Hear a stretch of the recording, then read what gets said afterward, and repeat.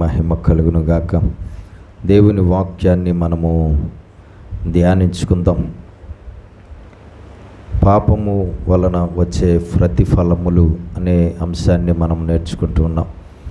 మనుషుల జీవితాల్లో వారు పాపములు చేస్తే ఆ పాపాలను బట్టి దేవుడి దగ్గర నుంచి వచ్చే ప్రతిఫలములు అనేవి ఏమిటో మనము బైబిల్లో అనేకమైన వారిని చూసాం. ఆయా కాలాల్లో ఆయా సమయాలలో మనుష్యులు ఆయనకి విరోధంగా కొన్ని రకాల పాపాలు చేసినప్పుడు దేవుడు వారి మీద కోపగించుకోవడం అనేది జరిగింది. దేవుడు వారి పాపాలను బట్టి వారికి ప్రతిఫలము పంపించడం అనేది జరిగింది. ఆ ప్రతిఫలాన్ని ఎంత గొప్పవారైనా సరే ఆ ప్రతిఫలాన్ని అనుభవించవలసి వచ్చింది. ఆ ప్రతిఫలం అనుభవించకుండా ఎంత గొప్పవారు కూడా తప్పించుకోలేకపోయారు అని మనం చూస్తూ వచ్చాము. కాబట్టి ఖచ్చితంగా మన జీవితంలో మన క్రియలను బట్టి మనకు ప్రతిఫలము దేవుడు ఇస్తాడు. ఆ క్రియలు పరిశుద్ధ క్రియలు అయితే చాలా మంచి ప్రతిఫలాలు దేవుడు ఇస్తాడు. ఆ క్రియలు పాపపు క్రియలైతే చాలా చెడ్డ ప్రతిఫలాలు దేవుడు మనకి ఇస్తాడు.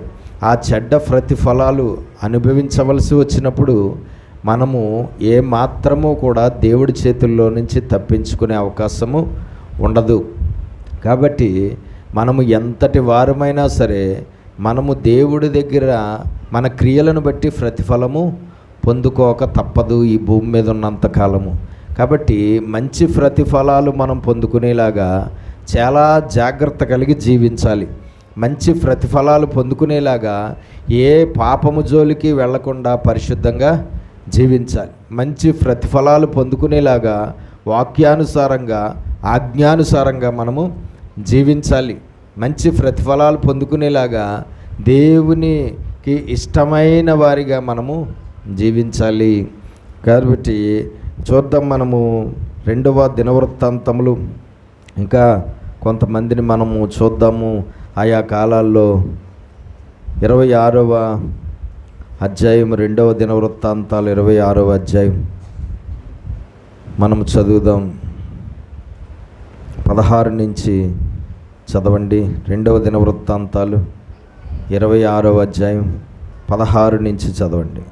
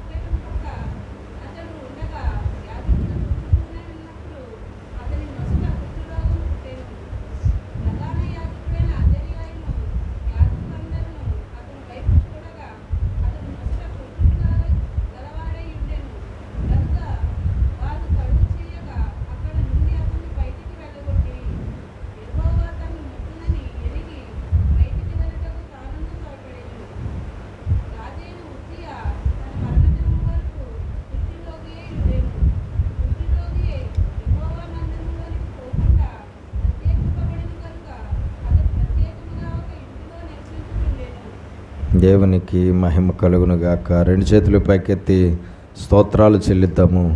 హల్లెలూయా, హల్లెలూయా, హల్లెలూయా. 23వ వచనంలో ఉజ్జియా తన పితరులతో కూడా నిద్రించెను. అతడు కుష్ఠరోగి అని రాజుల సంబంధమైన శ్మశాన భూమిలో అతన్ని పితరుల దగ్గర అతన్ని పాతిపెట్టిరి. అతన్ని కుమారుడైన యోతాము అతనికి బదులుగా రాజు అయిను. దేవునికి స్తోత్రం. ఇక్కడ మనం చూస్తుంటే యూదులను పరిపాలించిన మహారాజుల్లో ఒకడు ఉజ్జియా అనబడినటువంటి మహారాజు జీవితంలో జరిగినటువంటి పరిణామం ఏంటో మనం చూస్తున్నాం. ఇక్కడ మనం చదివినటువంటి లేఖనాల్లో చూస్తే ఉజ్జియా మరి దేవుని యొక్క శిక్షకు పాత్రుడయ్యాడు. ఉజ్జియా దేవుని యొక్క కోపానికి గురయ్యాడు. ఈ ఉజ్జియా చెడ్డవాడా అంటే మొదటి నుంచి కాదండి. ఈ ఉజ్జియా చాలా మంచివాడు. చూడండి ఒకసారి చదవండి, 3 నుంచి చదవండి. అదే అధ్యాయం 3 నుంచి.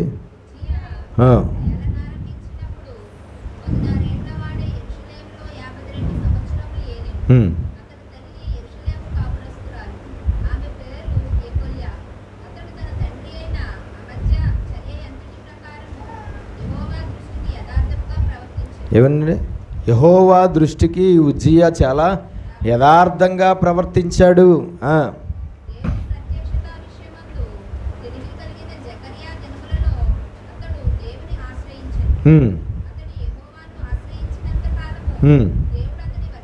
దేవుడిని అతడు ఆశ్రయించాడు. దేవుడిని ఆశ్రయించినందుకు దేవుడు అతన్ని ఏం చేశాడట?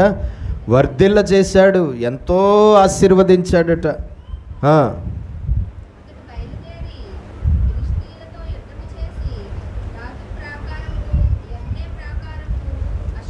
ఏడు నుంచి చదవండి. 7 నుంచి.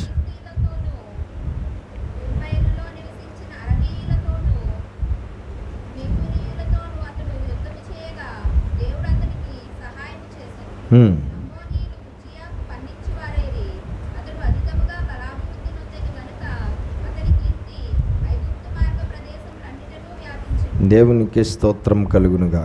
కాబట్టి ఉజ్జియా గురించి చూస్తే చాలా యథార్థవంతుడు అని రాయబడింది. ఉజ్జియా గురించి చూస్తే దేవుడు వలన చాలా ఆశీర్వదించబడినవాడు, దేవుడిని ఆశ్రయించి దేవుడి వలన వర్ధిల్లినవాడు అని రాయబడింది. అతడు దేవుడికి చాలా ఇష్టమైన వాడుగాను, చాలా మంచివాడుగాను ఉన్నాడు, దేవుడికి ప్రియుడిగా ఉన్నాడు. అతడు మొదటి నుంచి చెడ్డవాడైతే కాదు, అతడు మొదటి నుంచి అహంకారి అయితే కాదు, అతడు మొదటి నుంచి గర్విష్ఠ అయితే కాదు, అతడు మొదటి నుంచి పాపం చేసిన వాడైతే కాదు, చాలా బాగా ఉన్నాడు. దేవుడు అతని భక్తిని బట్టి, అతని యథార్థతను బట్టి, అతని విశ్వాసాన్ని బట్టి, అతని క్రియలను బట్టి బహుగా ఆశీర్వదించాడు, చాలా వర్ధిల్ల చేశాడు. ఎంతో గొప్ప స్థితికి వెళ్ళిన తర్వాత అతడు ఏమైపోయాడట? గర్వము కలిగిన వాడు అయిపోయాడట. మనస్సున 16వ వచనం చదివితే ఏమని రాయబడింది?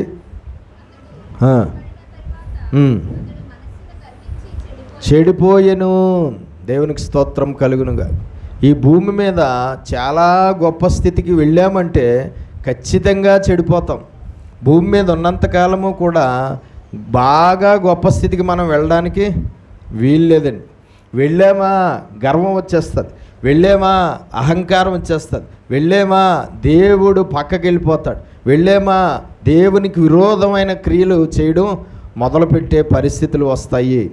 దేవుడిని ఆశ్రయించాడు, దేవుని దృష్టికి యథార్థంగా ఉన్నాడు, దానివలన దేవుడు అతన్ని ఆశీర్వదించాడు, చాలా వర్ధిల్ల చేశాడు, చాలా ఉన్నతమైన స్థితిని పొందుకున్నాడు. అయితే ఆ ఉన్నతమైన స్థితిని పొందుకున్న తర్వాత అతడు ఏమైపోయాడు? చాలా గర్వము కలిగిన మనిషి అయిపోయాడు, చాలా అహంకారం కలిగిన మనిషి అయిపోయాడు. ఆయన చెడిపోయాడు అని రాయబడింది. దేవునికి స్తోత్రం. గర్వం ఏం చేస్తుంది? చెడిపేస్తుంది. సామెతల్లో ఏముంటుంది? నాశనానికి ముందు గర్వము నడుచును అని ఉంటుంది. గర్వం వచ్చిందంటే నాశనమే, అహంకారం వచ్చిందంటే నాశనమే, ముగింపు. ఈ భూమి మీద ఉన్నంతకాలము క్రైస్తవులు ఏ మనస్సు కలిగి ఉండాలి? దేన మనస్సు కలిగి ఉండాలి. ఎంతో తగ్గించుకుని జీవించాలి, ఎంతగానో సాత్వికమైన మనస్సు కలిగి ఉండాలి. హెచ్చించుకునేవారుగా ఉండడానికి వీల్లేదు. అహంకారం కానీ గర్వం కానీ మనలో ప్రవేశించడానికి వీల్లేదు. మనము చాలా ఒదిగి ఉండాలి దేవుడి దగ్గర. కానీ మనము ఒదిగి ఉండకుండా చేసేది ఏది అంటే, మనము ఉన్నతమైన స్థానానికి వెళ్తే ఆ స్థానం మనల్ని ఒదిగి ఉండనివ్వదు.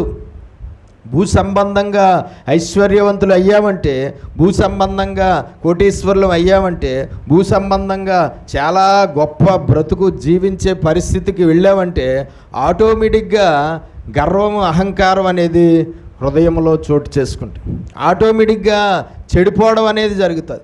ఆటోమేటిక్గా పడిపోవడం అనేది, జారిపోవడం అనేది, పతనమైపోవడం అనేది జరుగుతుంది. డబ్బు చాలా ప్రమాదకరమైనది. ఆస్తిపాస్తులు చాలా ప్రమాదకరమైనవి. ఇవి దేవుడి నుంచి మనల్ని దూరం చేసేస్తాయి. ఉన్నతమైనటువంటి బ్రతుకు చాలా ప్రమాదకరమైనది.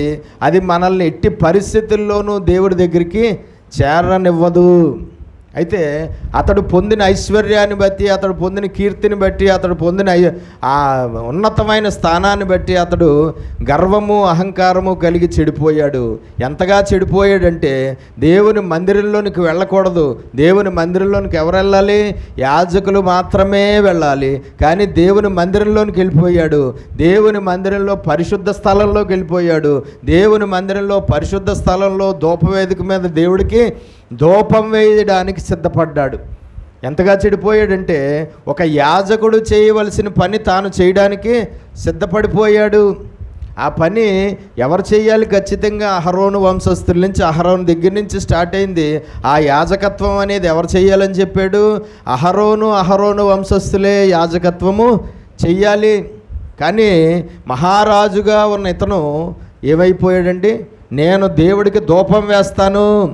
ప్రతిరోజు మీరు దేవుడికి ధూపం వేస్తున్నారు, కానీ ఈరోజు నేను దేవుడికి ధూపం వేస్తానని చెప్పి మందిరంలోకి వెళ్ళిపోయాడు. సామాన్యమైన వాడు ఎవడు కూడా, వాడు మహారాజైనా మహారాణైనా ఎవ్వరూ కూడా మందిరంలో అడుగు పెట్టడానికి వీల్లేదు. ఆ కాలంలో యాజకులు ఒక్కలే మందిరంలో అడుగు పెట్టాలి. ఇంక వేరే వాళ్ళెవ్వరూ కూడా మందిరంలో అడుగు పెట్టకూడదు. కానీ మందిరం లోపలికి వెళ్ళిపోయాడు, పరిశుద్ధ స్థలంలోకి వెళ్ళిపోయాడు, ధూపపీఠం ఎక్కేసాడు, ధూపవేదిక మీద ధూపం వేయడానికి రెడీ అయిపోయాడు. చదవండి. అతడు ధూపపీఠం మీద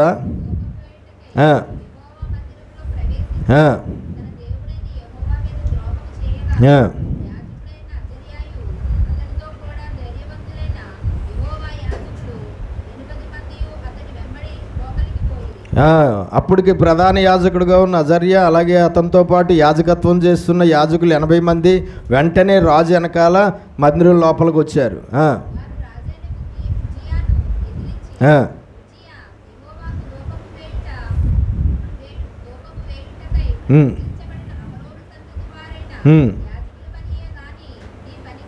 నీ దేవుడికి ధూపం వేసే పని అహరోను వంశస్థులైనటువంటి వారిదే కానీ, దేవుని చేత ప్రతిష్ఠించబడిన అహరోను సంతతి వారైన యాజకుల పనే కానీ నీ పని కాదు అది. పరిశుద్ధ స్థలంలోకి ప్రవేశించావు, పాపం చేసావు, ద్రోహం చేసి ఉన్నావు. పరిశుద్ధ స్థలంలో నుండి బయటికి పో ముందు.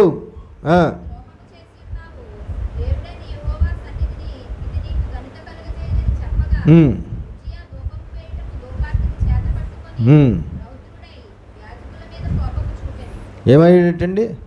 అతడు అహంకారంతో దేవుడికి ధూపం వేయడానికి సిద్ధపడి ధూపవేటికి ఎక్కడమే పాపం అంటే, మందిరంలోకి ప్రవేశించడమే పాపం అంటే, అడ్డగించిన యాజకులను, దేవుని చిత్త ప్రకారంగా అడ్డగించిన యాజకుల మీద మహారౌద్రుడై కోపగించుకున్నాడు. చాలా రౌద్రము ఆ యాజకుల మీద, వద్దు బయటికి పొమ్మని చెప్పినటువంటి యాజకుల మీద మహారౌద్రం చూపించాడట. అది కూడా పెద్ద పాపం అయిపోయింది.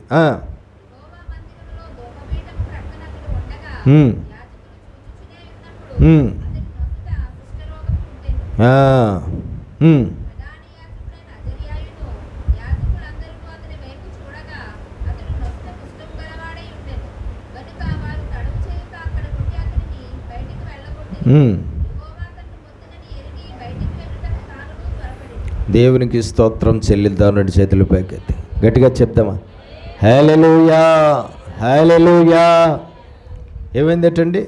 దేవుని మందిరంలోనికి ప్రవేశించి పాపం చేశాడు, ధూపవేదిక మీదకెక్కి పాపం చేశాడు, ధూపపీఠం మీద ధూపం దేవుడికి వేయడానికి సిద్ధపడి పాపం చేశాడు. అడ్డగించినటువంటి యాజకుల్ని రౌద్రం, వారి మీద చాలా రౌద్రుడైపోయాడు, కోపగించుకున్నాడు. అది కూడా పెద్ద పాపం అయిపోయింది. దాని ప్రతిఫలము ఆ క్షణమే ఉజ్జియా మీదకి వచ్చింది. ఆ చేసిన పాపాల ప్రతిఫలము వెంటనే అతడు అనుభవించవలసి వచ్చింది. వెంటనే ఇంకా ఆ ధూపపేటిక మీద ఉండగానే, ఇంకా ధూపం వేయలేదు కానీ వేయడానికి సిద్ధపడి ఉండగానే ఏమొచ్చిందంటే అతనికి కుష్ఠరోగం వచ్చేసింది. యెహోవా అతనిని మొత్తెను. ఏం చేశాడట? దేవుడు అతన్ని మొత్తాడు. దేవుడు అతన్ని మొత్తగానే అతనికి కుష్ఠరోగం వచ్చేసింది. కుష్ఠరోగం అతని నొసట మీద యాజకులు చూశారు. చూడగానే దేవుని శిక్ష అతని మీదకి వచ్చేసింది. అర్జెంటుగా ఈ పరిశుద్ధ స్థలంలో నుండి బయటికి లాగేయండి అని చెప్పి అతన్ని బయటికి తీసుకెళ్ళిపోయారు. అతడు కూడా దేవుడు నన్ను మొత్తిననుకుని త్వరపడి బయటికి వెళ్ళిపోయాడు. దేవునికి స్తోత్రం కలుగునుగాక. హల్లెలూయా. అహంకారంతో మనం చెయ్యకూడని పనులు చేస్తాం. గర్వంతో మనం చెయ్యకూడని పనులు చేస్తాం. కోపంలో మనం చెయ్యకూడని పనులు చేస్తాం. అతిశయంతో ఉన్నతమైనటువంటి స్థితిలో మనం జీవిస్తే చెయ్యకూడని పనులు చేసి చెడిపోవడం అనేది జరిగే అవకాశాలు చాలా ఎక్కువగా ఉంటాయి. దేవునికి స్తోత్రం కలుగునుగాక. అయితే మన జీవితాల్లో దేవుడు తన ఆశీర్వాదం ద్వారా మనల్ని హెచ్చించడం అనేది, చాలా ఉన్నతమైన స్థితిలో కొంతమందిని పెట్టడం అనేది కూడా జరుగుతుంది. కానీ ఏ మాత్రము ఆయనకి విరోధంగా, ఆ దేవుడి ఆశీర్వాదాన్ని పొందిన తర్వాత ఆయనకు విరోధంగా మనం మారిపోవడానికి వీల్లేదు. ఉజ్జియా ధూపం వేయకూడదు. ధూపం ఎవరయ్యాలి? మందిరంలోకి వెళ్ళి ధూపం ఎవరయ్యాలి? ప్రతిరోజు యాజకులే వేయాలి. యాజకులు తప్ప ఇంకెవ్వరూ కూడా పని చేయడానికి వీల్లేదు. అలాంటిది మహారాజుగా ఉన్న అతడు చాలా గర్వం కలిగిన వాడుగా దేవునికి ధూపం వేస్తాను అని అతడు సిద్ధపడితే దేవుడి శిక్ష వెంటనే వచ్చేసింది. దేవుడి శిక్ష వెంటనే వచ్చేసింది. అతని అహంకారాన్ని బట్టి, అతని పాపాన్ని బట్టి, అతడు యొక్క అది యాజకులను ఎదిరించిన విధానాన్ని బట్టి దేవుని శిక్ష వెంటనే వచ్చేసింది మహారాజు మీదకి. కుష్ఠరోగంతో మొత్తేశాడు దేవుడు. తర్వాత చచ్చిపోయాడట. ఆ తర్వాత చనిపోయిన తర్వాత చనిపోయే వరకు కూడా కుష్ఠరోగంతోనే అతడు ఉన్నాడని రాయబడింది. చదవండి.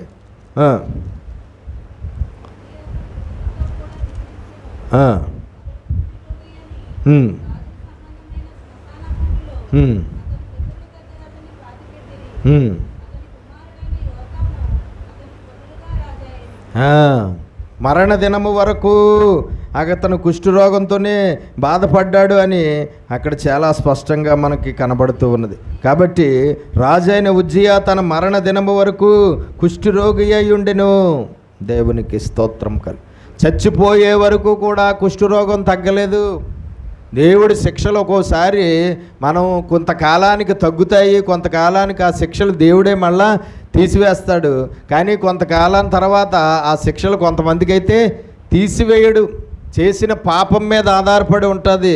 ఆ శిక్ష కొంతకాలం తర్వాత పోతుందా, ఆ శిక్ష చచ్చిపోయే వరకు కూడా అతడు అనుభవించవలసి వస్తుందా అన్నది అతడు చేసిన పాపాన్ని బట్టి. అతడు తర్వాత పశ్చాత్తాపడ్డాడు, తర్వాత ఏడ్చాడు, తర్వాత సెపరేట్గా నివసించి దేవా నేను తప్పు చేశాను అని వేడుకున్నాడు. కానీ అతడు చేసిన పాపం చాలా ఘోరమైనది. అందుకే చచ్చిపోయే వరకు కూడా దేవుడు అతన్ని స్వస్థపరచలేదు. చచ్చిపోయే వరకు కూడా దేవుడి దగ్గర నుంచి వచ్చిన కుష్ఠరోగం తగ్గలేదు.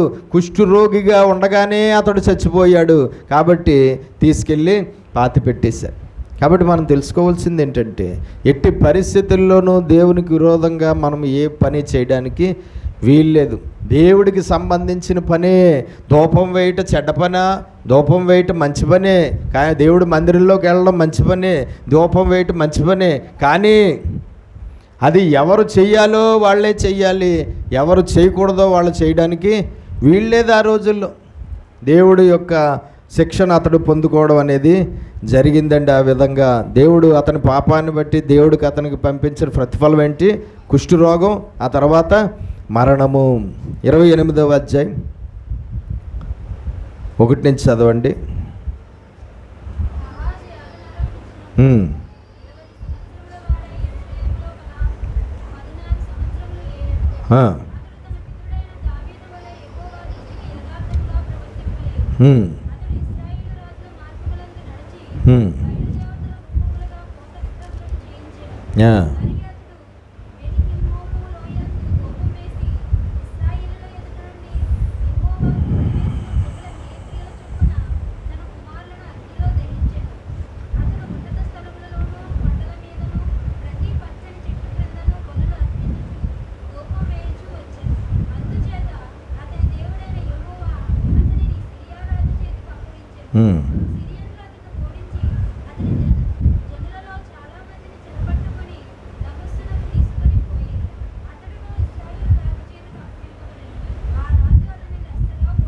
రెండు చేతులు పైకి స్తోత్రాలు చెల్లిద్దాం.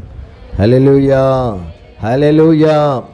చూడండి, ఇక్కడ మనం చూస్తుంటే తర్వాత కాలంలో ఆహాజు అనే మహారాజు యూదుల్ని పరిపాలిస్తూ ఉన్నాడు.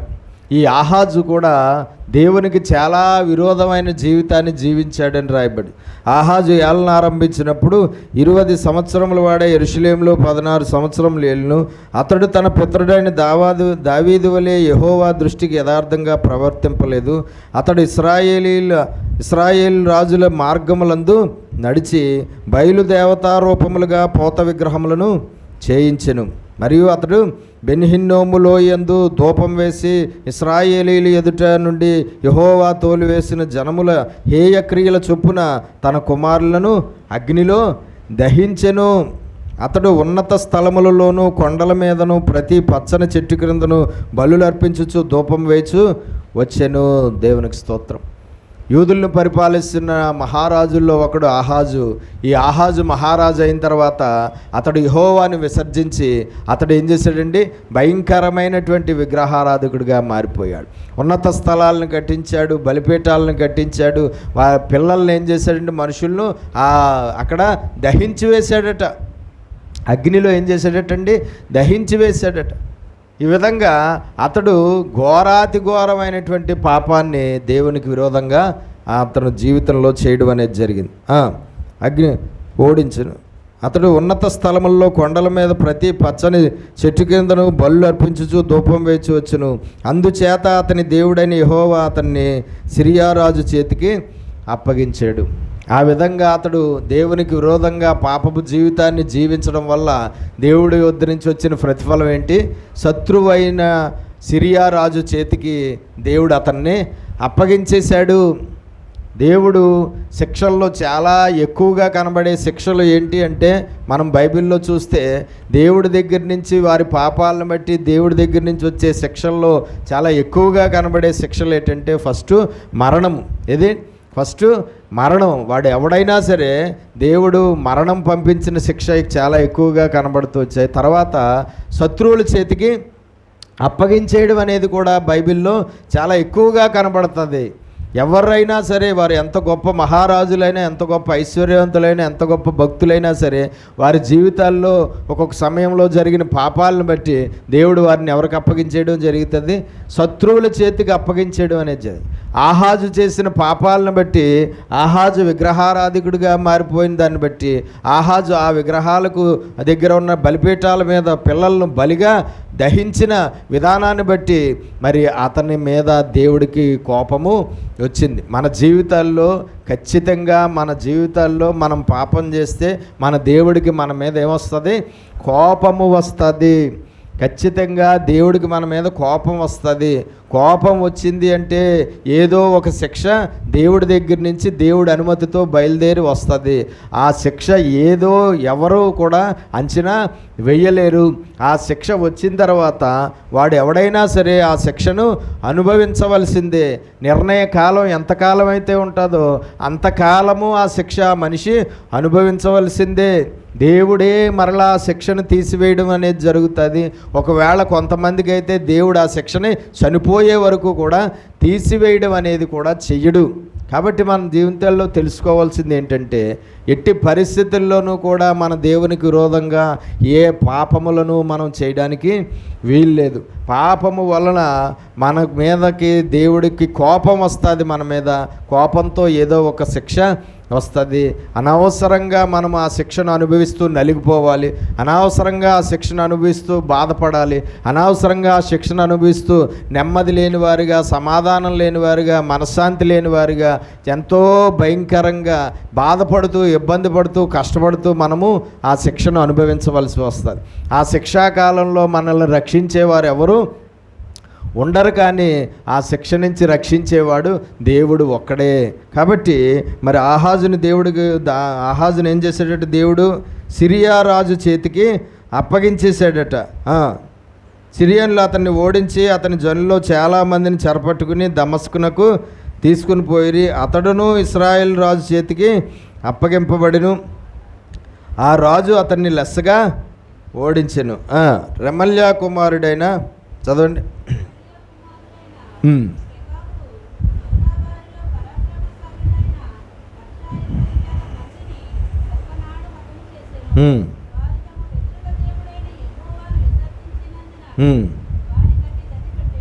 వారికి అట్టి గతి పట్టెను. దేవుణ్ణి విసర్జించినందున వారికి అట్టి గతి పట్టింది.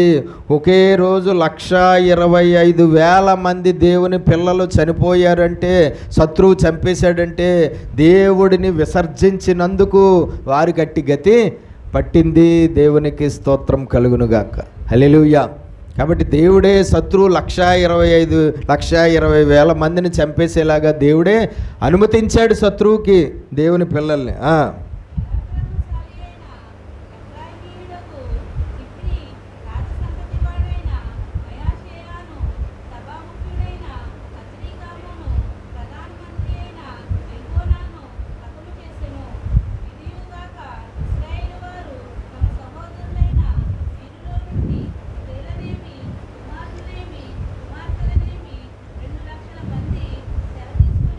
రెండు లక్షల మందిని చెర తీసుకుని పోయారట. 1,20,000 మందిని చంపేశారట. ఇంకో 2 లక్షల మందిని ఏం చేశారట? చెరకు తీసుకుని పోయారు శత్రువులు.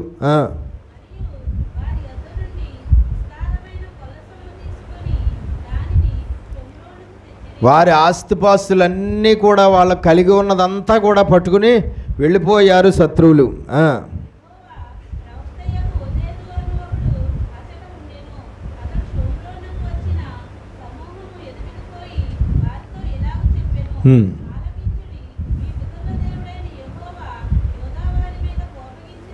యోధా వారి మీద దేవుడు కోపగించుకున్నందు చేత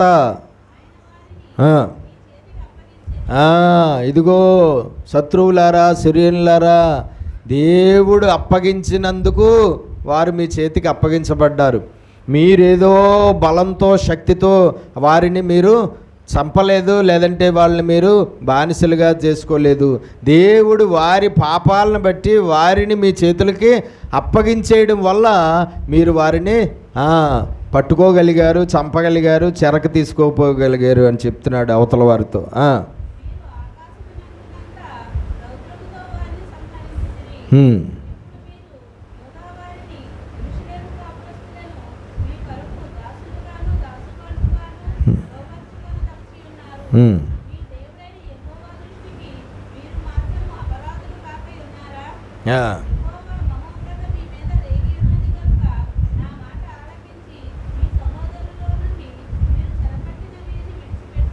దేవునికి స్తోత్రం కలుగునుగాక.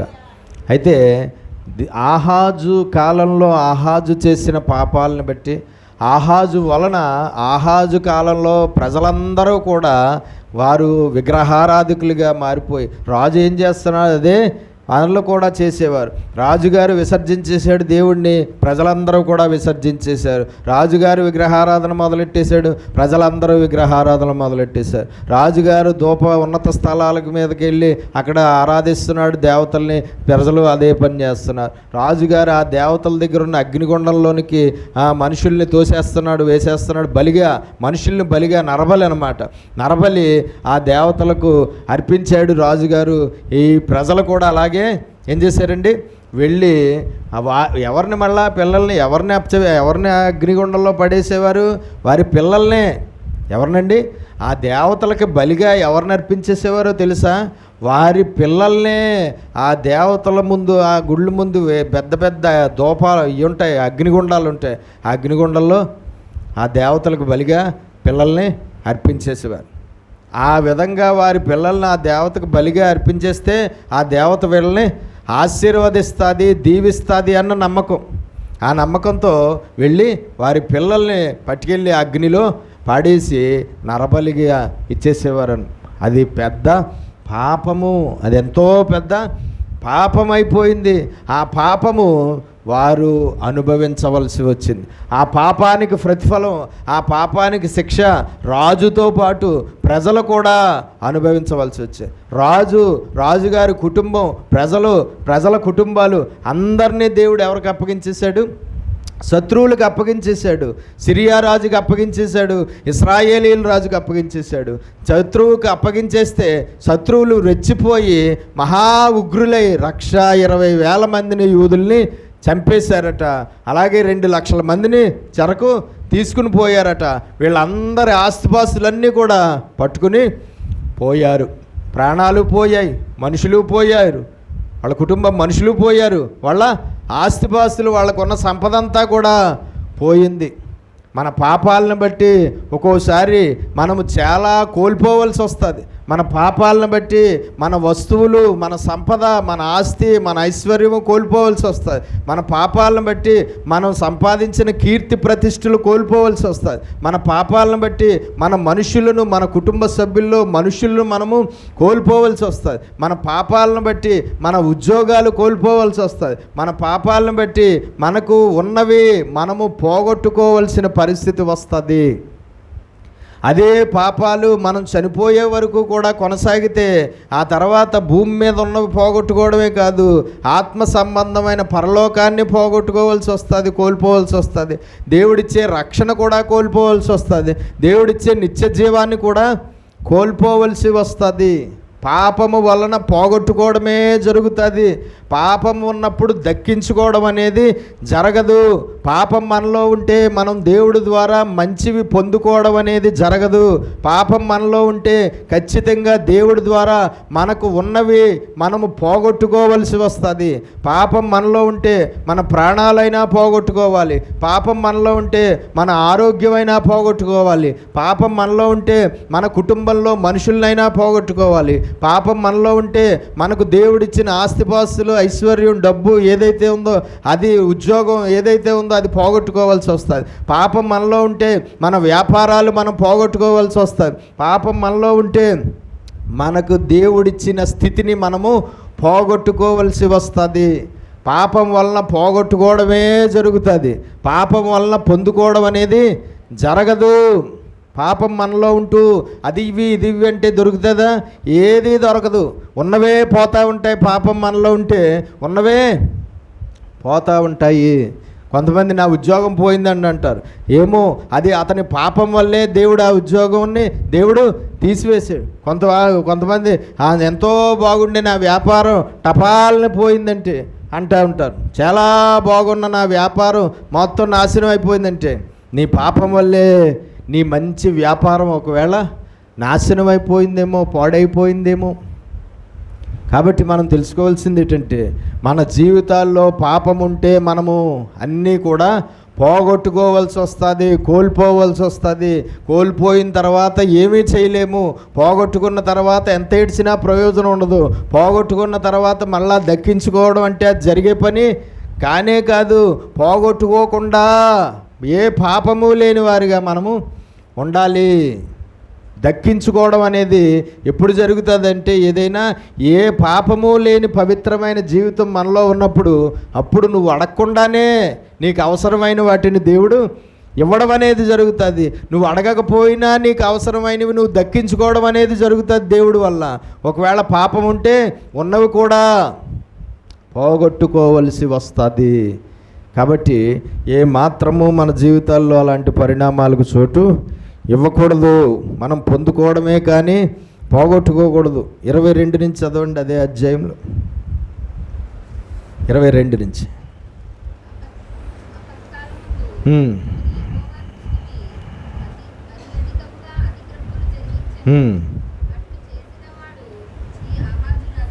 చూడండి, ఈ ఆహాజు రాజు దేవుడు శిక్షించిన, దేవుడు శత్రువులకు అప్పగించేసిన, దేవుడు చాలా భయంకరమైన శిక్ష, కష్టాలు, బాధలు, ఇరుకులు, ఇబ్బందులు కలగజేసిన, అతడుకు చాలా ఆపత్కాలము సంభవించిన అతడు మారు మనసు పొందలేదట. ఆపత్కాలమందు అతడు యెహోవా దృష్టికి మరీ అధికముగా అతిక్రమములు జరిగించెను. దేవుడి శిక్ష అమలవుతున్నప్పుడు కూడా అతడు ఇంకా పాపాలు చేశాడట. దేవుని శిక్ష అమలవుతున్నప్పుడు కూడా అతడు ఇంకా దేవునికి అధికంగా, దేవునికి విరోధంగా ఇచ్చేశాడట.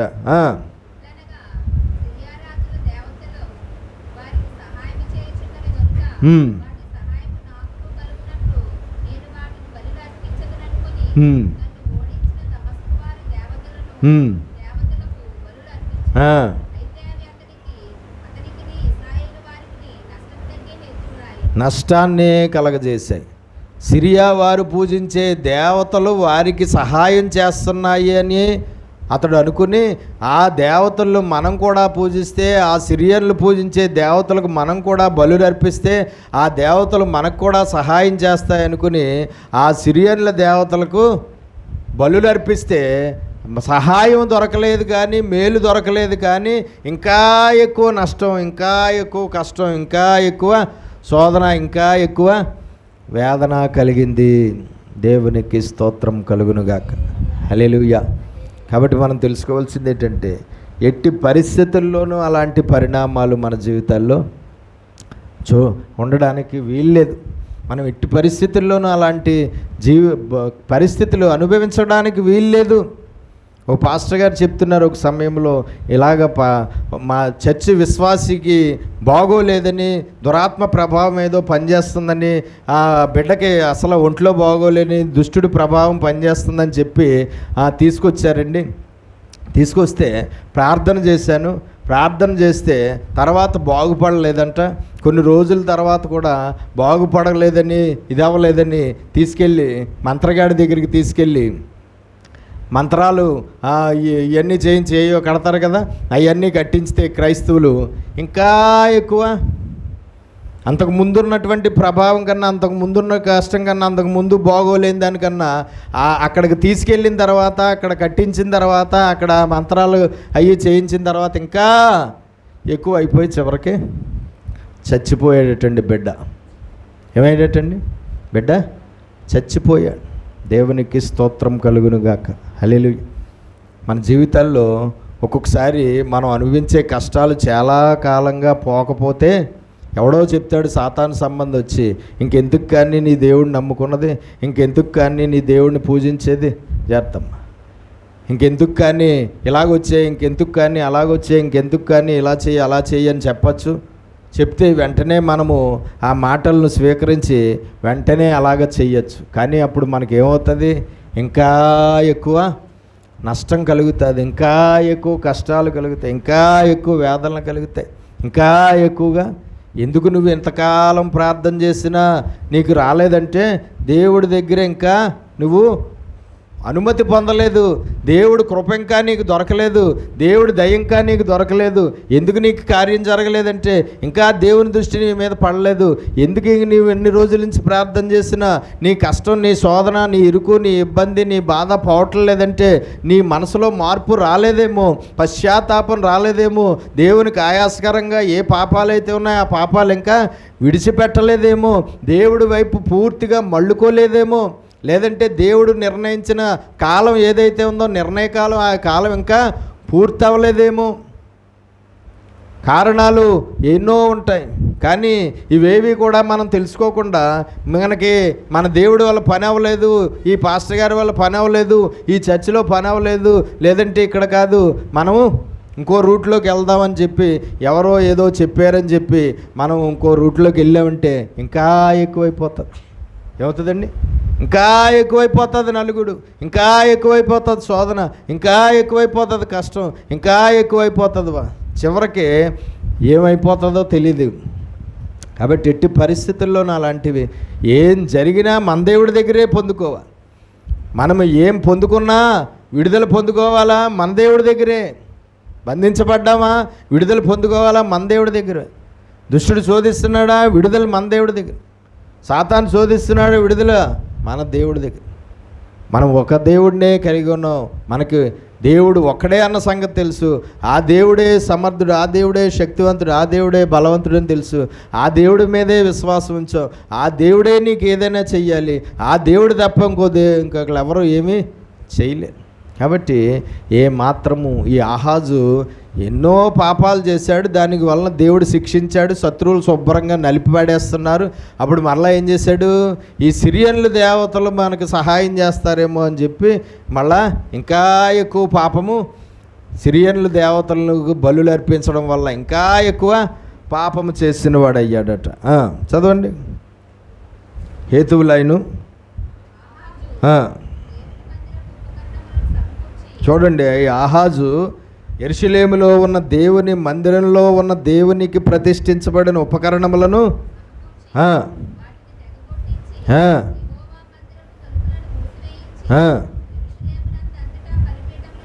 చూడండి, ఆ లోపల ఉన్న దేవుడికి ప్రతిష్ఠించబడిన ఉపకరణాలన్నిటినీ కూడా పూర్తిగా పాడు చేసేసాడు, పూర్తిగా చెడగొట్టేశాడు, పూర్తిగా వేరే విధంగా మార్చివేశాడు. అలాగే మందిర తలుపులు మూసేసాడటండి. ఎవరయ్యే? యెహోవా మందిరపు తలుపులు మూసివేసేసాడు. మందిరం అంతటా కూడా ఏం చేశాడట? బలిపీఠములను కట్టించెను. యెరూషలేమందంతటా అన్య దేవతలకు బలిపీఠాలను కట్టించాడట.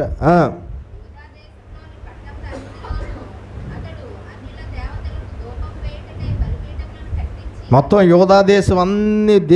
యోధాదేశం అంతటా కూడా అన్య దేవతలకు బలిపీఠాలను కట్టించాడట.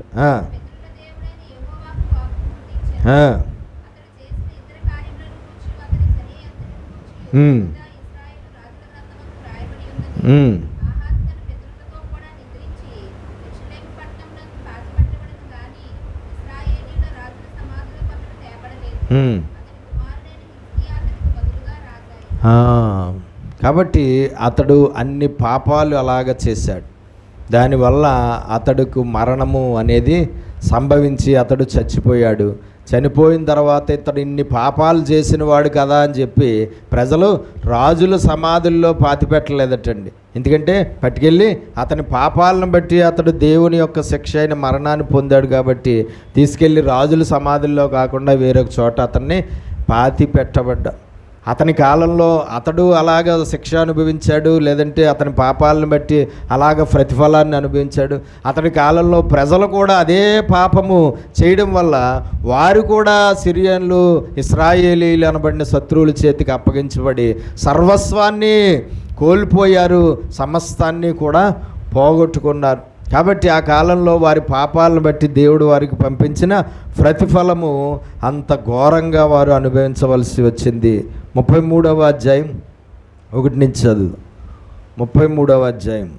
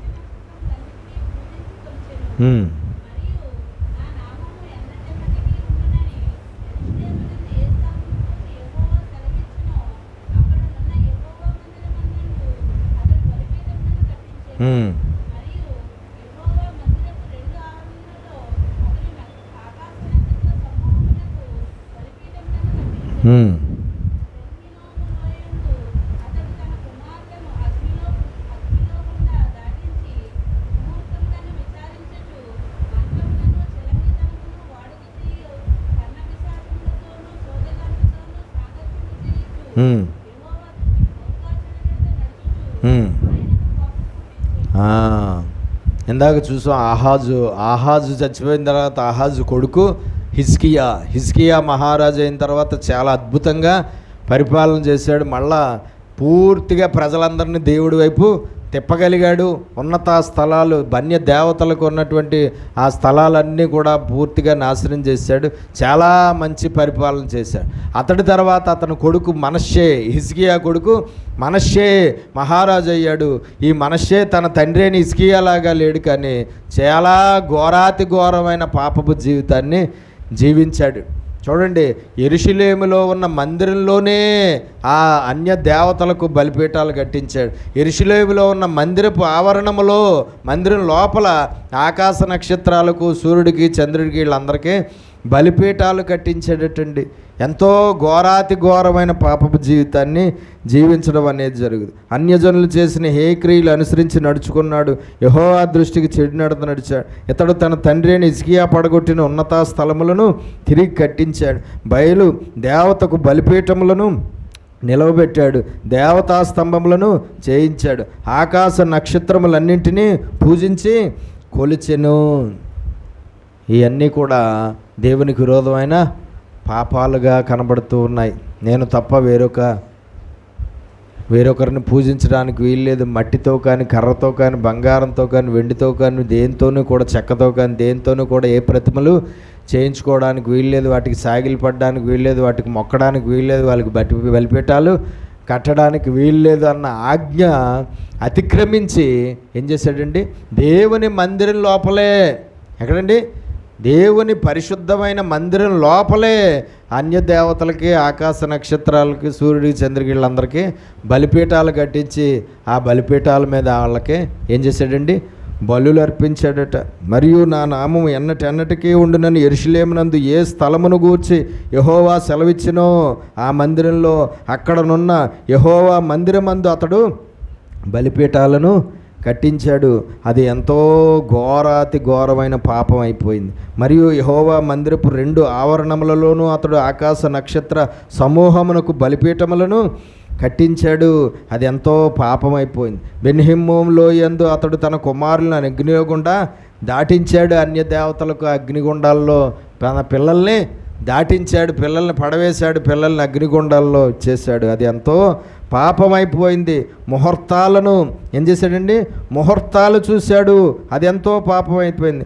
మంత్రములను, చిల్లంగితనమును వాడుక చేసుకున్నాడు. అది ఎంతో పాపమైపోయింది. కర్ణ పిశాచములతోనూ సోదిగాండ్రతోనూ సాంగత్యము చేస్తూ వచ్చాడు. యెహోవా దృష్టికి బహుగా చెడు నడత నడుచుచు ఆయనకు కోపము పుట్టించెను. 2 చేతుల పైకి స్తోత్రాలు చెల్లిద్దాం. హల్లెలూయా. కాబట్టి ఈ మనష్షే ఇలాంటి పాపాలన్నీ కూడా చేశాడండి. దేవునికి స్తోత్రం కలుగునుగా. దాన్ని బట్టి దేవుడి కోపం మనష్షే మీద రగులుకున్నది.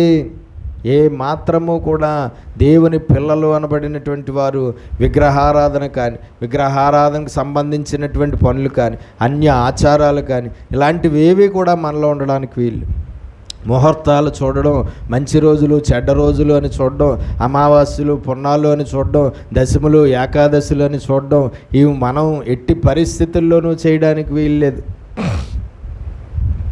అలాగే జ్యోతిష్కుల దగ్గరికి వెళ్ళడం, వాస్తు చెప్పే సిద్ధాంతుల దగ్గరికి వెళ్ళడం, లేదంటే ఇంకోటి ఇలాంటివేవి కూడా మనం చేయడానికి వీల్లేదు. మనము జీవము కలిగిన నిజ దేవుడిని మనం తెలుసుకున్నాం. మన నిజ దేవుడిని, ఈ వాక్యాన్ని మనం ఎరిగిన వారంగా ఉన్నాం. ఏ మాత్రము ఆయనకు, ఆయన వాక్యానికి విరోధంగా ఏ పని చేయడానికి వీల్లేదు. ఒకవేళ మనం ఏ పరిస్థితుల్లోనైనా సరే అలాంటి పనులు చేస్తే ఖచ్చితంగా అది ఏమవుతుంది? పాపమైపోతుంది. ఖచ్చితంగా అది పాపం అయిపోతే ఏమొస్తుంది? దేవుడికి మన మీద కోపం వస్తుంది. కోపం వచ్చిందంటే ఏదో ఒక శిక్ష వస్తుంది ఖచ్చితంగా. ఏ మాత్రము కూడా మనం అలాగా ఉండడానికి వీల్లేదు. ఈ మనిషే మరి ఇలాగా దేవునికి ఆయాసకరంగా జీవించాడు. చదవండి ఏం జరిగిందో.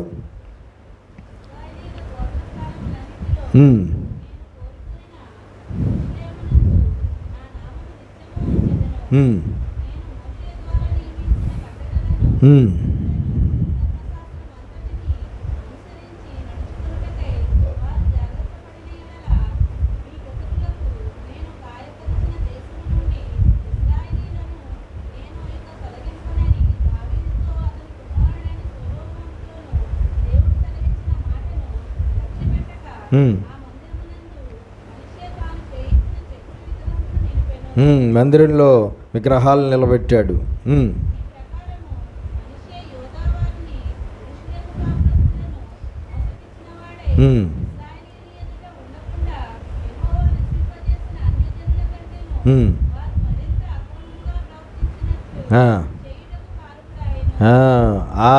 కనాను దేశంలో వీళ్ళు వెళ్ళకముందు నివసించిన అన్యజనులు చేసిన పాపపు పనుల కన్నా ఇంకా ఘోరమైన పాపపు జీవితాన్ని అతని రాజ్యంలో ఉన్న ప్రజలు కూడా ఆ కాలంలో అలాగా పాపపు పనులు చేసేలాగా అతడు కారకుడయ్యాడట.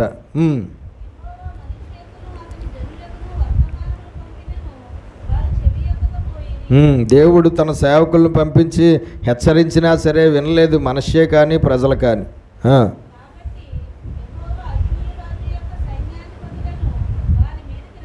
ఎవరికి అప్పగించాడండి?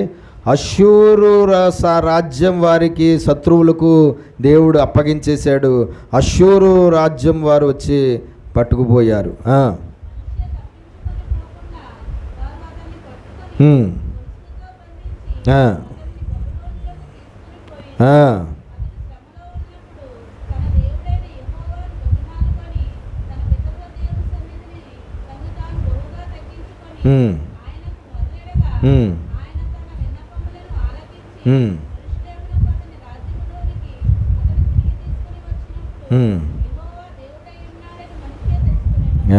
దేవునికి స్తోత్రం. మనష్షే చేసిన పాపాలను బట్టి దేవుడు ఏం చేశాడంటే అతనికి పంపించిన ప్రతిఫలము అతడు మహారాజుగా ఉన్న కాలంలో శత్రువు చేతికి అప్పగించేశాడు.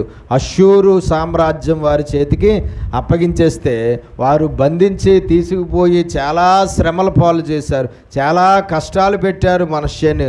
అతడు ఆ జైల్లో ఆ చెరసాల్లో బందీగా ఉండి ఎంతో దారుణంగా కష్టాలు అనుభవిస్తున్న కాలంలో అతడు మళ్ళా దేవుడి వైపు మళ్ళుకొని దేవుడి తట్టు తిరిగి మారు మనసు పొందుకుని దేవుడిని బతిమాలుకున్న తర్వాత దేవుడు అతన్ని కరుణించి అతన్ని విడిపించడం అనేది తర్వాత జరిగింది. కానీ అతడు చేసిన పాపాలను బట్టి ఫస్ట్ అతనికి దేవుడు పంపించిన ప్రతిఫలం ఏంటి?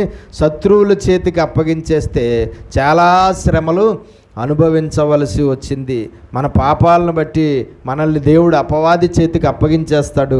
వాడు చాలా శ్రమలు పెట్టేస్తాడు. ఆ శ్రమలు మనము అనుభవించాలి. మన పాపాలను బట్టి దేవుడు దురాత్మలకు అప్పగించేస్తాడు. ఆ దురాత్మలు మనల్ని భయంకరంగా పాడు చేయడం అనేది జరుగుతుంది. అప్పుడు మనం చాలా బాధపడవలసిన అవసరము ఉంటుంది. కాబట్టి మనం జీవితాల్లో ఎప్పుడూ కూడా ఏ పాపానికి మనం చోటు ఇవ్వకుండా మంచి ఆశీర్వాదాలు మనం దేవుడి ద్వారా పొందుకునేలాగా దేవునికి అంగీకారంగా దేవుని వాక్యానుసారంగా జీవించాలి తప్ప ఆయనకి విరోధంగా ఆయనకు కోపం వచ్చే ఆయన వాక్యానికి విరుద్ధమైన పాపాలు మనము ఏ సమయంలోనూ కూడా ఏ కారణం వల్ల కూడా చేయడానికి వీల్లేదు.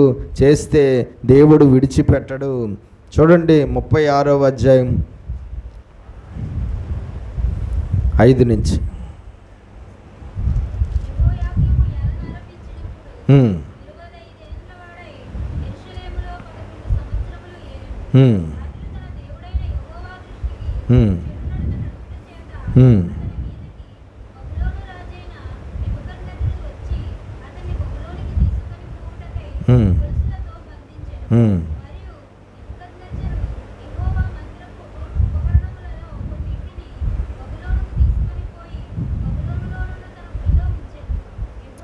యెహోయాకీము ఇతను కూడా యూదుల్ని పరిపాలన చేసిన మహారాజే.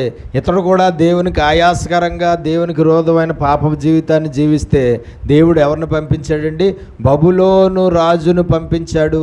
నెబుకద్నెజరు అనే రాజు దాడి చేసింది. ఇప్పుడే నెబుకద్నెజరు చేతికి అప్పగించేశాడు. బబులోను రాజు చేతికి అప్పగించేశాడు.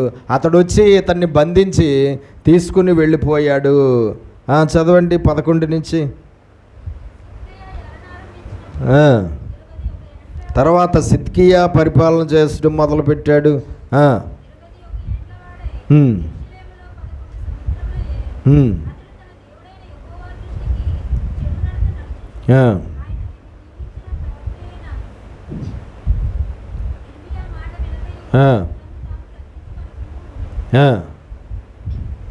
ఇంకొకరు చదవండి లేకపోతే.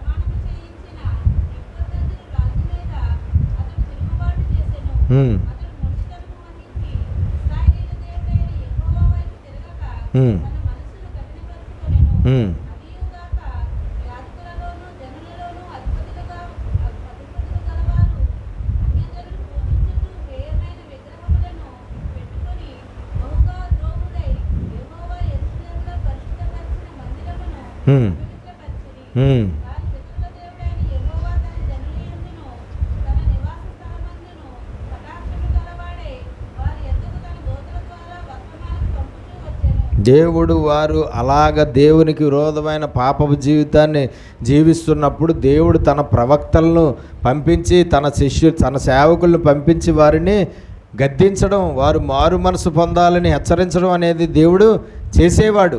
కానీ ఏ మాత్రము తన సేవకుల మాట వారు వినేవారు కాదు. తన సేవకులను రోజు పంపుచూ వచ్చిన హెచ్చరించిన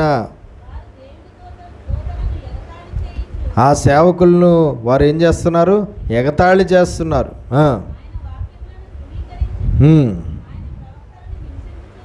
రాగా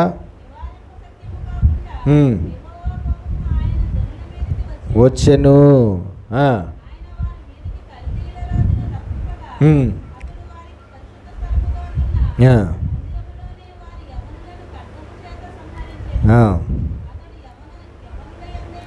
నెబుకద్నెజరు చేతికి అప్పగించేశాడు. బబులోను రాజు చేతికి అప్పగించేశాడు. బబులోను రాజు చేతిలో 70 సంవత్సరాలు చెర జీవితాన్ని అనుభవించింది ఇప్పుడే అన్నమాట. ఫస్ట్ అతడు ఏం చేశాడండి? వచ్చిన తర్వాత వీళ్ళ కుటుంబాల్లో ఉన్న యవనస్తులందరినీ చంపుకుంటూ పోయాడు.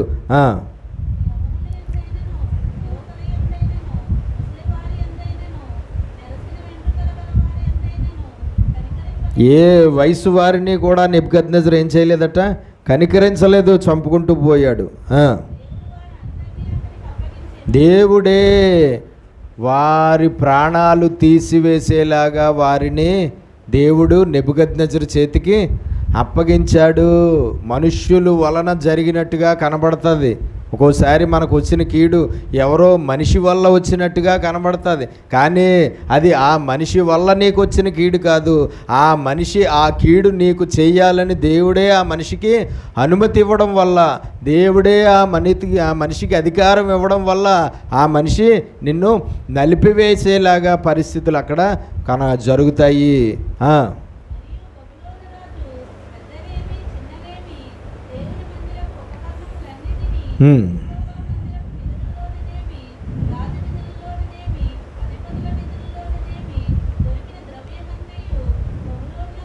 మొత్తం సంపద అంతా పట్టుకుని పోయాడు.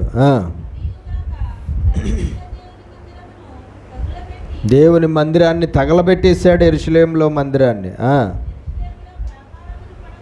యెరూషలేము చుట్టూ ఉన్న పెద్ద ప్రాకారాన్ని పడగొట్టేశాడు. మొత్తం యెరూషలేము పట్టణాన్ని కాల్చివేశాడు.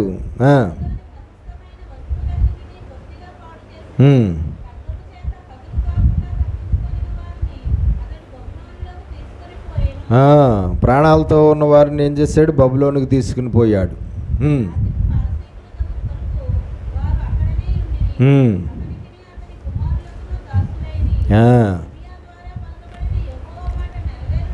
ఇర్మియా ద్వారా పలకబడినది అంతకుముందే 70 సంవత్సరములు బబులోను రాజు చేతికి మిమ్మల్ని అప్పగించేస్తాను. 70 సంవత్సరాలు బబులోను చెరలో మీరు ఉంటారు. మారు మనసు పొందితే సరే లేకపోతే 70 సంవత్సరాలు మీరు అక్కడ చెర జీవితం అనుభవించాలని ఇర్మియా ద్వారా దేవుడు 23 సంవత్సరాల పాటు హెచ్చరించినా సరే ఏ మాత్రము లెక్క చేయలేదు.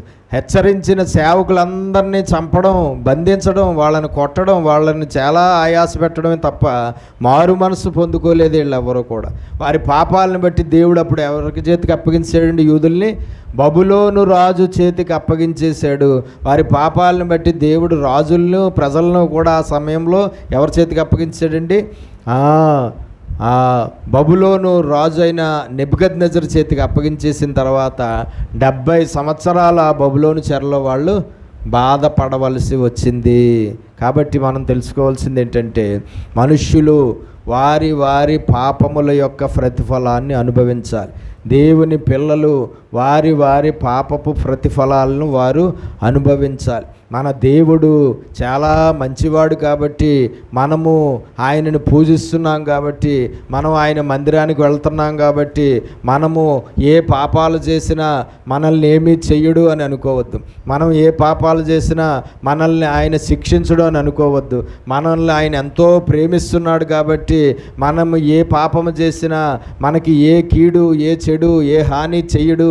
మనకి దేవుడు బోల్డ్ ఆశీర్వాదాలు ఇస్తాడు, చచ్చిపోయాక పరలోకం తీసుకెళ్తాడు అని అనుకుంటారు. కానీ ఎట్టి పరిస్థితుల్లోనూ అది నిజము కానే కాదు.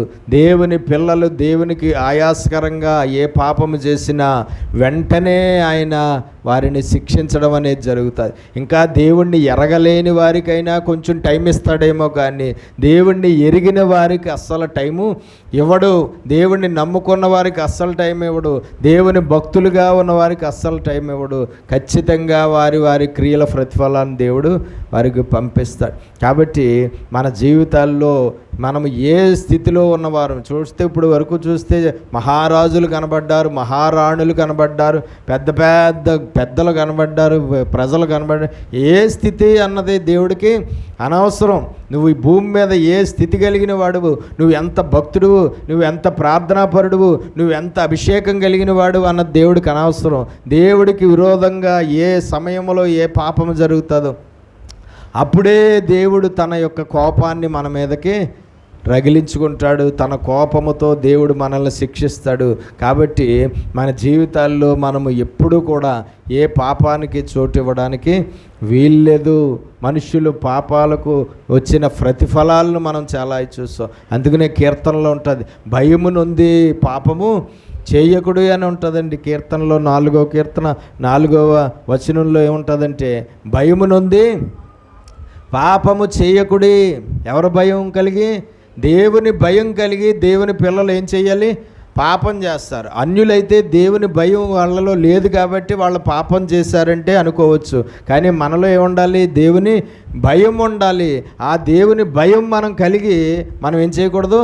పాపం చేయకూడదు. మన దేవుడు, నేను పాపం చేస్తే నా దేవుడు నన్ను శిక్షిస్తాడు, నేను పాపం చేస్తే నా కొరకు ప్రాణం పెట్టిన ఆ దేవుడే నన్ను శిక్షిస్తాడు, నేను పాపం చేస్తే నా కొరకు సిలువ వేయబడిన ఆ దేవుడే నన్ను శిక్షిస్తాడు, నేను పాపం చేస్తే నన్ను ఆశీర్వదించిన ఆ దేవుడే నన్ను శిక్షిస్తాడు, నేను పాపం చేస్తే నా ప్రార్థనలు ఆలకించి కార్యాలు చేసే ఆ దేవుడే నన్ను శిక్షిస్తాడు అన్న సంగతి మనం తెలుసుకుని మనము భయము నుండి పాపము చెయ్యకూడదు. ఏం చేయకూడదండి? భయము నుండి పాపము చెయ్యకూడదు.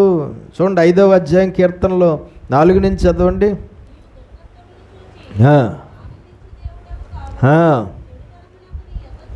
చెడుతనానికి చోటు లేదు, దుష్టత్వాన్ని చూసి ఆనందించేవాడు కాదు.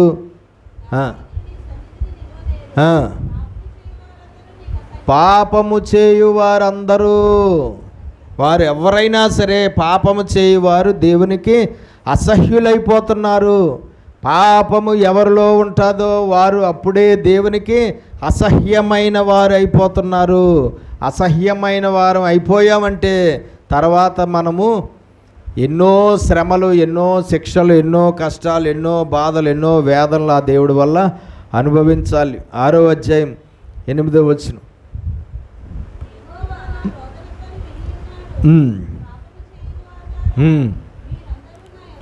పాపము చేయువారులారా మీరందరూ నా యొద్ద నుండి తొలగిపోండి అంటున్నాడు దేవుడు. పాపము చేయువారిని నా యొద్ద నుండి పొండి. పాపము చేయువారు నాకు అసహ్యము. పాపము చేయువారితో మీకు నాకు ఇంకే సంబంధం లేదు. మీలో పాపం ఉంది కాబట్టి నేను నీ ప్రార్థన వినను. నీలో పాపం ఉంది కాబట్టి నేను నిన్ను ఆశీర్వదించను. నీలో పాపం ఉంది కాబట్టి నీ సమస్యల నుండి, నీ కష్టాల నుంచి నిన్ను విడిపించను. నీలో పాపం ఉంది కాబట్టి నేను ఇచ్చే ఆశీర్వాదం నీకు దొరకదు. నీలో పాపం ఉంది కాబట్టి నా రక్షణ నీకు దొరకదు, నా పరలోకం నీకు దొరకదు, నా నిత్య జీవం నీకు దొరకదు అంటాడు. కాబట్టి పాపము చేయువారు దేవుని యొద్ద నుండి తొలగిపోతారు. పాపము చేయువారు దేవుడి దగ్గర నివసించలేరు. పాపం చేయువారు మందిరంలో నివసించగలరేమో, కానీ పాపం చేయువారు దేవుని సన్నిధిని అనుభవించలేరు. పాపం చేసేవారు దేవుని దగ్గర నిలవలేరు. దేవుడికి ఆ మనుషులకి ఇంకా ఏ సంబంధాలు ఉండవు. ఎప్పుడైతే ఒక దేవుని బిడ్డ పాపాన్ని చేస్తాడో ఆ మనిషికి దేవుడికి బంధం ఏమైపోద్ది? కట్ అయిపోతుంది. కానీ ఆ మనిషి ఇంకా తన బంధం దేవుడితో కొనసాగుతుంది అనుకునే ఇంకా దేవుడిని పూజించడం, సేవించడం చేస్తాడు. కానీ దేవుడైతే నీతో ఉన్న బంధాన్ని ఎప్పుడో కట్ చేసేసాడు. కాబట్టి మనం తెలుసుకోవాల్సింది ఏంటంటే, ఏ పాపము మీరు మీ మీద ఏలనివ్వకండి, మరలా పాపమనే దాస్యము కింద మీరు వెళ్ళకండి. ఇలాంటి మాటలు ఎన్నో ఉన్నాయి. మరలా మీ దేహాలతో పాపము చేయకండి అని దేవుని వాక్యంలో ఎన్నో చోట్ల రాయబడ్డాయి. కాబట్టి మన జీవితాల్లో మనం ఈ భూమి మీద ఉన్నంత కాలము ఏ రూపంగానూ ఏ పాపానికి మనం చోటు ఇవ్వకూడదు. పాపం చేయకుండా ఉండాలంటే ఎలాగ సాధ్యం? అది పాపము మనము చెయ్యకుండా ఉండాలంటే ఎప్పుడు సాధ్యమవుతుంది? ఎప్పుడండి? దేవుని భయము ఉన్నప్పుడు. ఇంకా ఏంటండి?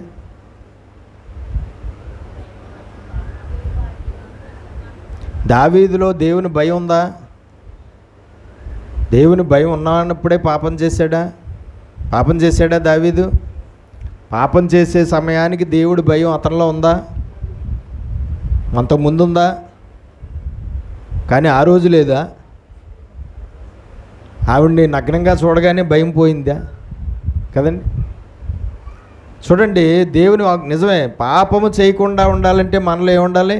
ఖచ్చితంగా దేవుని భయం ఉండాలి. దేవుని భయము మనలో ఉంటే యోసేపులాగా పాపం చేయమని అవతల మనిషి ఎంత ప్రేరేపించినా దేవుని భయం మనలో ఉంటే పాపం చేయకుండా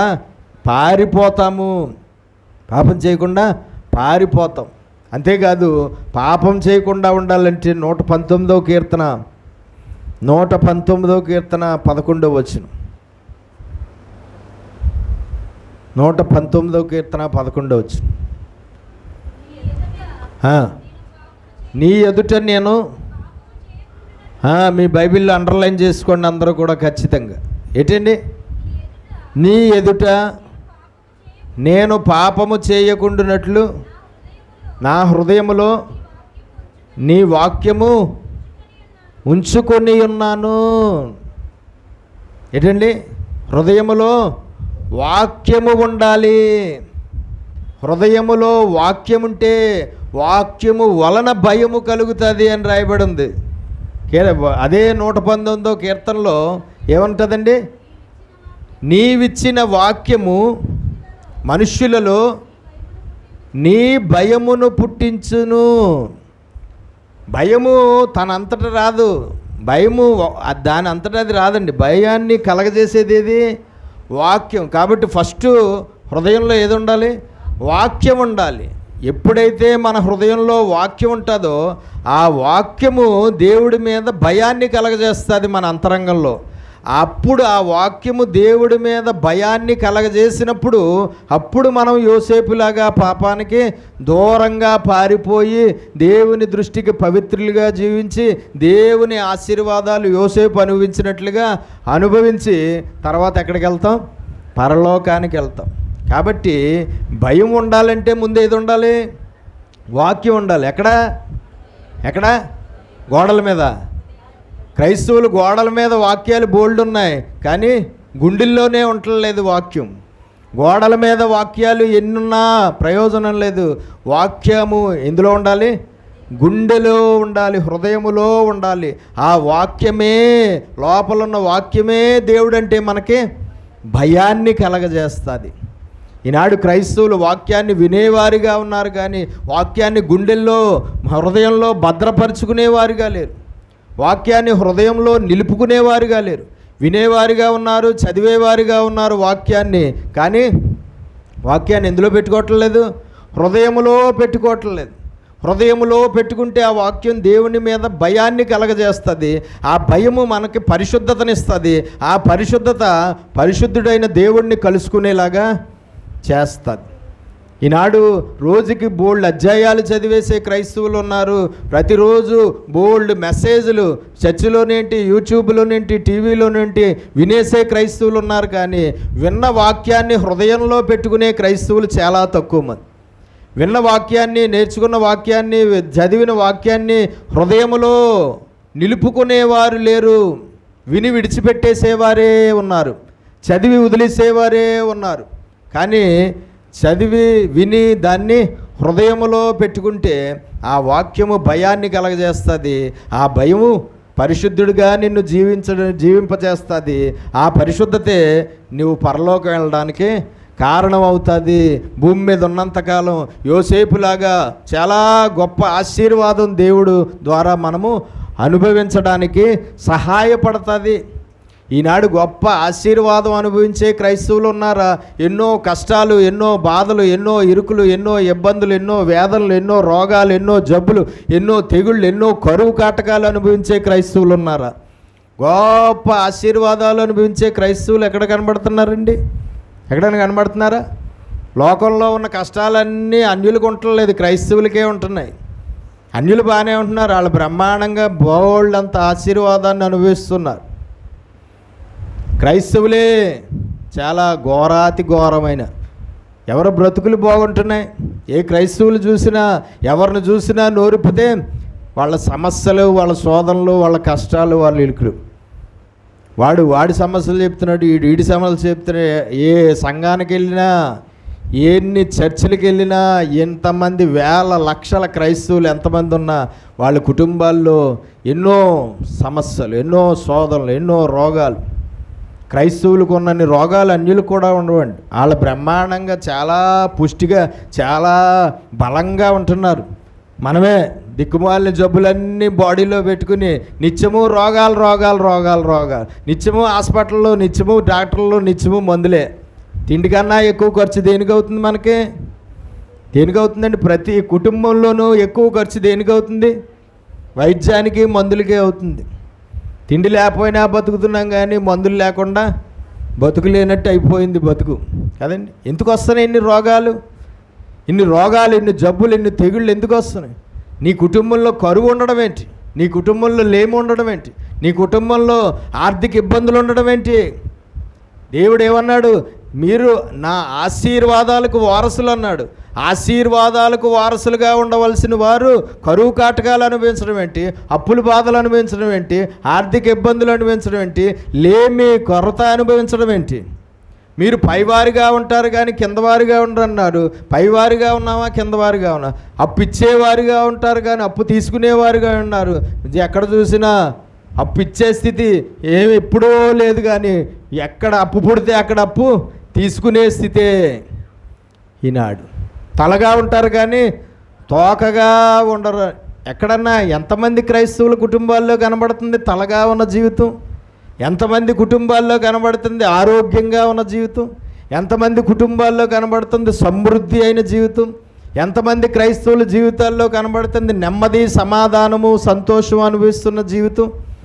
నిత్యము శ్రమలు, శోధనలు, కష్టాలు, బాధలు, రోగాలు, జబ్బులు, ఆకలి బాధలు, కరువు, లేమి, అప్పులు, రుణాలు, నానా తిప్పలన్నీ ఎక్కడ ఉన్నాయి? క్రైస్తవుల కుటుంబాల్లోనే ఉన్నాయి. ఎక్కడ ఉన్నాయండి? నానా తిప్పలు, నానా కష్టాలు, నానా వేదనలు, నానా సమస్యలు, నానా. పొందుకున్నవి కన్నా పోగొట్టుకోవడమే ఎక్కువైపోతుంది క్రైస్తవుల కుటుంబాల్లో కదండి. పొందుకున్న కన్నా పోగొట్టుకోవడమే ఎక్కువైపోతుంది అనేక రూపాలుగా. మన జీవితాల్లో ఇలాంటి పరిణామాలు ఉండడానికి కారణం ఏంటి? క్రైస్తవుల జీవితాల్లో ఇలాంటివి ఏవి కనబడడానికి వీల్లేదు. క్రైస్తవుల కుటుంబాల్లో అంచెలంచెలుగా ఆరోగ్యపరంగానేంటి అన్ని రకాలుగాను కూడా అంచెలంచెలుగా డెవలప్మెంటే కనబడాలి, వర్ధిల్లడమే కనబడాలి, అభివృద్ధే కనబడాలి, ఆరోగ్యమే కనబడాలి, సమృద్ధే కనబడాలి, సమాధానమే కనబడాలి, సంతోషమే కనబడాలి, ఆనందమే కనబడాలి. ఏంటండి? కానీ ఎంతమంది కుటుంబాల్లో కనబడుతున్నాయి? దానికి కారణం ఏంటి? అవి ఏవి కనబడకపోవడానికి కారణం ఏంటి? పాపము. కనబడవకూడనివన్నీ కనబడడానికి కారణం ఏంటి? పాపము. కనబడవలసినవన్నీ కనబడకుండా మాయమైపోవడానికి కారణం ఏంటి? పాపము. కానీ ఎవడైనా ఒప్పుకుంటాడా? నీలో పాపం ఉందంటే చొక్కా పట్టుకుని, కాళ్ళ పట్టుకుని పటపటా కొట్టేసి ఎవడ్రా నువ్వు నాలో పాపం ఉందని చెప్తావు? నేనేంటి, నా భక్తి ఏంటి, నా యొక్క విశ్వాసం ఏంటి, నా పరిశుద్ధత ఏంటి, నేను ఎంత గొప్ప భక్తుడినో, ఎంత గొప్ప భక్తురాలను, నాలో పాపం ఉందంటావా అంట. ఎవడన్నా ఒప్పుకుంటాడండి? ఏ క్రైస్తవుడు కూడా తనలో పాపం ఉందని ఎవడో ఒప్పుకోడు. స్వనీతి ఏంటండి? కానీ వాక్యంలో ఏముంది? నాలో పాపము లేదు అని అనుకునేవాడు అబద్ధికుడు. పాపము లేని నరుడు భూమి మీద ఒక్కడు కూడా లేడు. నాలో ఏ పాపము లేదనుకునేవాడే అందరికన్నా పెద్ద పాపి. బైబిల్లో అనేక విషయాల్లో మనం తప్పిపోతున్నామని రాయబడింది. అనేక విషయాల్లో మనం తప్పిపోతున్నాం. తప్పిపోవడం అంటే ఏంటి? అనేక విషయాల్లో మనం పాపము లేదంటే పాపములు చేస్తున్నాం, కానీ ఆ పాపాలను మనం పట్టుకోలేకపోతున్నాం. ఆ పాపాలను పసిగట్టలేకపోతున్నాం, ఆ పాపాలని ఒప్పుకోలేకపోతున్నాం, ఆ పాపాలని విడిచిపెట్టలేకపోతున్నాం, ఆ పాపాలకు దూరంగా పారిపోలేకపోతున్నాం, ఆ పాపాలలోనే ఏమైపోతున్నాం, మునిగిపోయి తేలిపోతున్నాము. అందుకనే ఆశీర్వాదాలకు బదులుగా శాపాలు, ఆరోగ్యానికి బదులుగా రోగాలు, సమృద్ధికి బదులుగా ఆకలి బాధలు, పరలోకానికి బదులుగా నరకము, నిత్య జీవానికి బదులుగా అగ్నిగుండము దేవుణ్ణి నమ్ముకున్నా సరే మనకి వస్తున్నాయి. దేవుని మందిరంలో ఉన్నంతకాలం జీవించినా సరే అవే చివరికి మనకు వస్తున్నాయి. ఏ నరుడు తన పాపములను కనుగొనగలలేకపోతున్నాడు, తన పాపములు తన పొరపాట్లు కనుగొనగలిగిన వాడెవడు అని ఉంటుంది బైబిల్. చేసేది మనమే, చేసేది మన స్వభావంలోనే జరుగుతుంది, చేసేది మన క్రియల్లోనే జరుగుతుంది, చేసేది మన మాటల్లోనే జరుగుతుంది, చేసేది మన చూపుల్లోనే, చేసేది మన ఆలోచనలోనే మనమే చేస్తున్నాం. కానీ కనుగొనలేకపోతున్నామంట, పట్టుకోలేకపోతున్నామంట, తెలుసుకోలేకపోతున్నామంట, గుర్తించలేకపోతున్నామంట. ఏది నాలో లేదు అనే భ్రమ పరుచు ఆత్మ భ్రమలోనే బతికేస్తున్నాం. ఎన్నో ఉన్నాయి మనలో, కానీ నాలో ఏ పాపము లేదనే భ్రమలోనే మనం బ్రతుకుతున్నాం. భ్రమపరిచే ఆత్మ ఆధీనంలో మనం ఉండడం వల్ల ఆ భ్రమ చివరికి ఆ భ్రమపరుచు ఆత్మ ఎక్కడికి తీసుకుపోతాడు, నరకానికి తీసుకుపోతాడు. కాబట్టి మనము ఏ రూపంగానూ ఏ పాపము లేని పవిత్రమైన జీవితాన్ని జీవించి పరలోకం చేరదాం, నిత్య జీవాన్ని పొందుకుందాం. భూమి మీద ఉన్నంతకాలము కూడా దేవుని ఆశీర్వాదాలకు వారసులు అన్న పేరుకు తగినట్లుగా ఆశీర్వాదాలు అన్ని రూపాలుగాను. అబ్రహాం అన్ని విషయాలలోనూ ఆశీర్వదించబడ్డాడంటే, అలాగే మనం కూడా అన్ని విషయాల్లోనూ ఏమవ్వాలి, ఆశీర్వదించబడాలి. తర్వాత పరలోకంలో నిత్య జీవాన్ని పొందుకోవాలి. అట్టి దీవెన ఆశీర్వాదం దేవుడు మనందరికీ దయచేయునుగాక. ఆమేన్. కాబట్టి పాపముల వల్ల వచ్చే ప్రతిఫలము అనే అంశాన్ని మనం నేర్చుకున్న దాన్ని మనము మర్చిపోతే ప్రయోజనం ఏమీ లేదు. నేర్చుకున్న దాన్ని చాలా జాగ్రత్తగా, మహారాజులే ఎగిరిపోయారు, నువ్వెంత నేనంత అని చాలా భయము కలిగి జీవిద్దాం. మహారాణులే ఎగిరిపోయారు, గొప్ప గొప్ప ఐశ్వర్యవంతులే ఎగిరిపోయారు వారి పాపాల వల్ల. ఇంకా నువ్వెంత నేనెంత మనమెంత అని మనం చాలా భయము కలిగి జీవిద్దాం.